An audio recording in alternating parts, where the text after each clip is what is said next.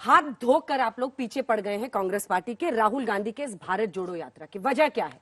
एक के बाद एक जो सवाल दागे गए उनका तो यही इशारा है कि स्वाभाविक रूप से देश को जोड़ने के लिए निकले हैं, महंगाई बेरोजगारी के खिलाफ राहुल गांधी अपनी इस यात्रा को निकाल रहे हैं और जब कन्याकुमारी से कश्मीर तक पहुंचेंगे 24 का सिंहासन डोल उठेगा।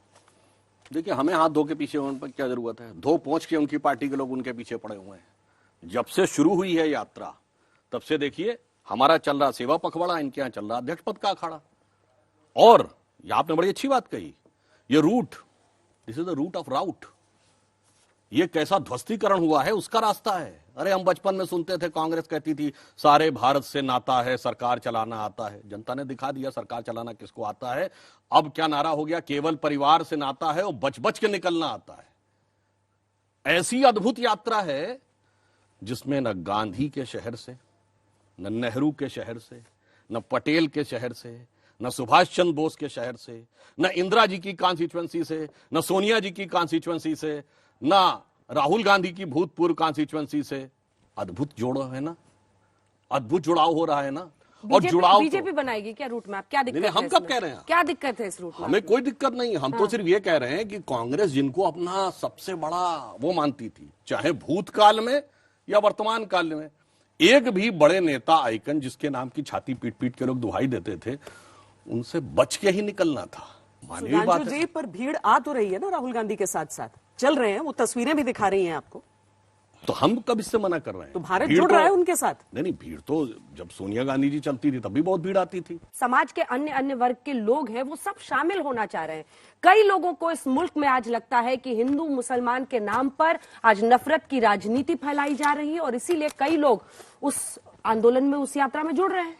जो लोग कहते हैं कि सब जुड़ना चाह रहे हैं, तो बीजेपी तो छोड़ दीजिए, उत्तर से शुरू करिए। आजाद साहब जुड़ गए कि मुड़ गए? कैप्टन अमरिंदर सिंह कैप्टन छोड़ के चला गया। विजय बहुगुणा उत्तराखंड चले गए। उत्तर प्रदेश की अध्यक्ष रही, मैं सामान्य लोगों की बात नहीं कर रहा हूं, रीता बहुगुणा जोशी चली गई। ज्योतिरादित्य सिंधिया चले गए। पायलट और गहलोत के बीच में मामला डगमगा रहा है। पूर्वोत्तर में प्रेमा खांडू चले गए, हेमंता बिश्व शर्मा चले गए। और इनके यहां जो जाता है वो बड़ा हो जाता है। चाहे ममता बनर्जी कभी निकली हो, न मोदी जी थे ना अमित शाह जी थे। और चाहे नहीं, मैं तो कह रहा हूं, जब ममता बनर्जी छोड़ी थी तब तो मोदी जी अमित शाह जी नहीं थे। वो बड़ी हो गई, कांग्रेस छुटका हो गई, छुटका नहीं गायब हो गई बंगाल से। शरद पवार साहब छोड़े थे तब कौन था? मोदी जी थे, अमित शाह जी थे। आज बताइए महाराष्ट्र में बड़का नेता कौन? शरद पवार जी या कांग्रेस? अब ये बताइए, जगन मोहन रेड्डी जब छोड़े थे तो कोई मोदी जी अमित शाह जी थे? वास्तविकता यह है कि पहले भाई अपने अंदर तो देख लो कि क्या समस्या है, उसके बाद आप भाजपा और अन्य उनकी बात करना चाहिए। अच्छा, जोड़ने पे एक और बात कह दूं, जो कहते हैं हिंदू मुसलमान पे बांटा जा रहा है, मैं कहना चाहता हूं, अरे आपने तो किस किस चीज में नहीं बांटा है? तो आप कंपटीशन कर रहे हो ना। आपने तो बांटे आंगन और गलियारे, बांटे गली मोहल्ले सारे, बांटे मंदिर और गुरुद्वारे, गांव गांव में, खेत खेत में जात पात की म्याद बांट दी तुमने। एक वोट की खातिर देश की हर बुनियाद बांट दी। कौन सी चीज नहीं बांटी है उत्तर से दक्षिण तक? इसलिए अब जब देश किसी एक बिंदु के ऊपर स्वाभिमान के साथ उभर कर सामने आ रहा है, सब साथ होकर आ रहे हैं। अच्छा ये बताइए, इनके जमाने में आ रहे हैं या बहुसंख्यक? मैं बता रहा हूं, सब आ रहे हैं। राम जन्मभूमि का विषय इनके जमाने में था। इनके प्रधानमंत्री कहते थे हम बाबरी मस्जिद दोबारा बनवाएंगे, जिसको डिस्प्यूटेड स्ट्रक्चर था उसको बाबरी मस्जिद कहते थे। उत्तर प्रदेश के मुख्यमंत्री कहते थे।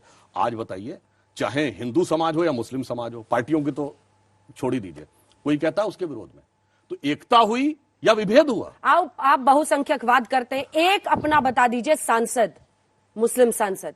क्यों? क्या रिप्रेजेंटेशन जरूरी नहीं है लोकतंत्र में? सबका प्रतिनिधित्व नहीं होना चाहिए? मंत्री बताएं इनकी सरकार में कौन? कांग्रेस से क्यों करते हैं सर? आप सत्ता में पिछले 8 साल से बार बार कांग्रेस ये, कांग्रेस वो, नेहरू ये, इंदिरा ये।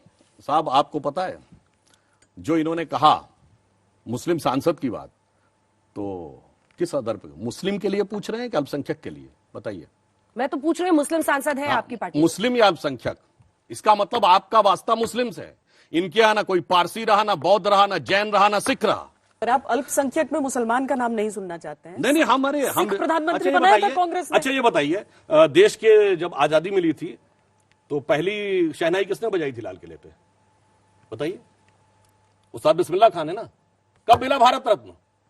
2001 अटल जी के जमाने में।